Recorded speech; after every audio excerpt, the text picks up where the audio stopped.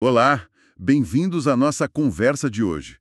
Temos em mãos um material fascinante que aborda as origens espirituais do Brasil, né? E vamos nos concentrar hoje num capítulo bem específico, os Degredados. Ele descreve aquele momento logo depois do descobrimento, as naus portuguesas partindo, mas algumas figuras bem inesperadas ficando para trás. Nossa ideia aqui é explorar as ideias centrais que essa fonte traz, essa narrativa particular. Exato. É uma perspectiva bem singular, né? Sobre o comecinho da presença europeia no Brasil. A fonte que a gente está olhando sugere uma missão espiritual para o país, às vezes chamam de pátria do evangelho. Tipo, uma terra que seria destinada a viver os ensinamentos cristãos de um jeito especial. E o capítulo Os Degredados, ele liga essa ideia direto com os primeiros europeus que ficaram aqui. Mas não os líderes, sabe? Não Cabral, os exilados, os degredados mesmo. Interessante. E a narrativa que essa fonte constrói, ela começa num plano, assim, que vai além do físico, né? Tem uma cena, logo depois do descobrimento, nela Jesus designaria um espírito, Ismael, como zelador espiritual dessa nova terra, a Terra do Cruzeiro. Antes da gente avançar, o que significa exatamente ser zelador nesse contexto? E essa ideia de pátria do Evangelho? Olha, dentro dessa visão da fonte, zelador seria tipo um guia, um protetor espiritual. Ele ficaria encarregado de supervisionar o desenvolvimento moral e espiritual do Brasil.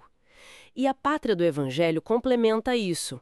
Coloca o Brasil como um lugar predestinado, sabe? Para ser um farol de fraternidade, de caridade, uma renovação dos ideais do Evangelho. A fonte até descreve Ismael recebendo um estandarte branco, simbólico, com Deus, Cristo e caridade, que representaria o perdão, a concórdia, os pilares dessa missão, né? Entendi, faz sentido. Então, com essa base espiritual que a fonte estabelece, como ela descreve o começo concreto dessa missão aqui na Terra? Porque aí a narrativa muda o foco, né?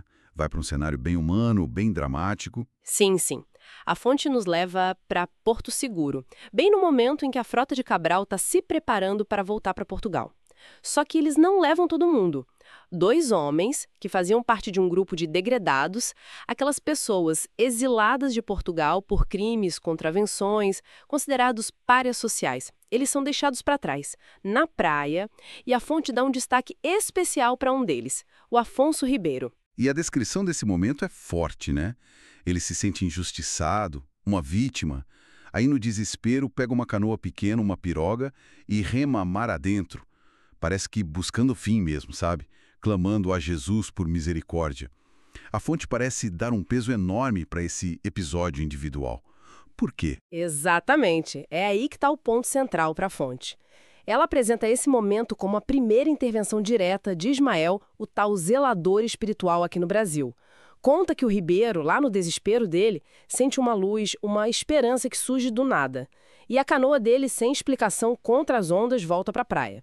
O significado que a fonte dá para isso vai além de um simples resgate, de um milagre.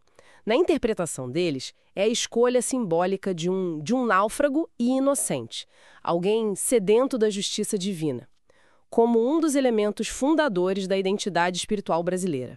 Quer dizer, não o conquistador, não o nobre, mas o exilado, o desesperado que se sente injustiçado. Precisamente, é essa a leitura.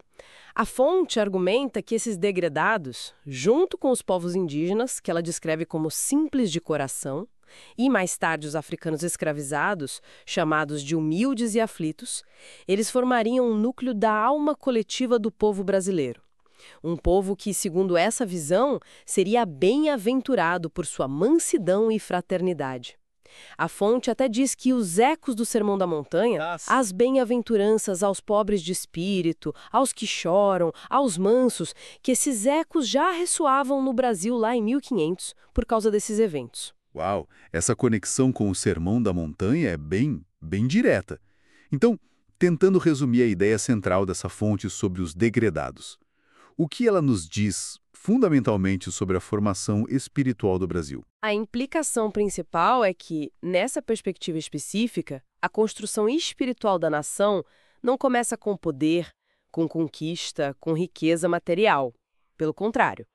Começa na experiência do sofrimento, da injustiça percebida e na busca por consolo, por justiça divina.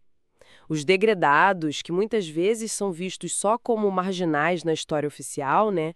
Aqui eles são reposicionados, são peças centrais, quase como pedras angulares, sabe? Na formação daquele caráter espiritual que a fonte acredita ter sido planejado para o Brasil. Muito interessante mesmo.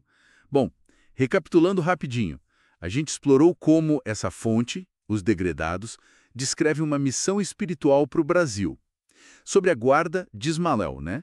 E como o episódio dramático do Afonso Ribeiro, o degredado salvo na praia, é interpretado como o marco zero dessa jornada espiritual aqui no Brasil, valorizando o sofrimento e essa busca por justiça divina. Espiritual que bota o exílio, a injustiça, a fé bem no centro da fundação do Brasil.